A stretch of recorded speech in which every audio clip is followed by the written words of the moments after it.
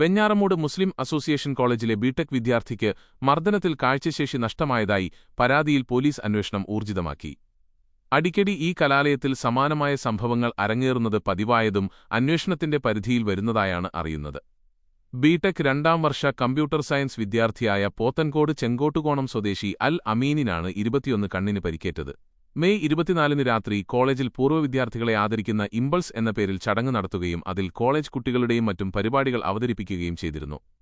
ഈ പരിപാടിയിലേക്ക് പുറത്തുനിന്നുള്ളവർ പള്ളി ഗേറ്റ് വഴി കടന്നുവരികയും കുട്ടികളുമായി അടിപിടി ഉണ്ടാവുകയും ചെയ്തു എന്നാണ് പറയപ്പെടുന്നത്. ഈ അടിപിടിക്കിടെയാണ് അൽ അമീന് പരിക്കേറ്റത്. കണ്ണിൽ ഏതോ വസ്തു ഉപയോഗിച്ച് അടിച്ചു എന്നാണ് അൽ അമീൻ പറയുന്നത്. തിരുവനന്തപുരം കണ്ണാശുപത്രിയിൽ ചികിത്സ തേടുകയും ഇടത് കണ്ണിന് ശസ്ത്രക്രിയ നടത്തുകയും ചെയ്തു.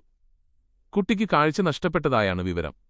അൽ അമീന്റെ പരാതിയിൽ കണ്ടലറിയാവുന്ന 4 പേർക്കെതിരെ കേസ് രജിസ്റ്റർ ചെയ്ത് നടപടി സ്വീകരിച്ചുവരുന്നതായി വെഞ്ഞാറമൂട് പോലീസ് അറിയിച്ചു. ഇതേസമയം ഈ കലാലയത്തിൽ പോലീസിന്റെ നിരീക്ഷണം വേണമെന്ന് വർഷങ്ങളായി പ്രദേശവാസികളിൽ നിന്നും അഭിപ്രായമുണ്ട്. എന്നാൽ ഈ ഭാഗത്തേക്ക് പോലീസിന്റെ യാതൊരു അന്വേഷണവും ഉണ്ടാകാറില്ല. ഈ കലാലയത്തെ സംബന്ധിച്ച് പല ആരോപണങ്ങളും നാട്ടുകാരിൽ നിന്നും നാളുകളായി ഉയർന്നു കേൾക്കുന്നുമുണ്ട്.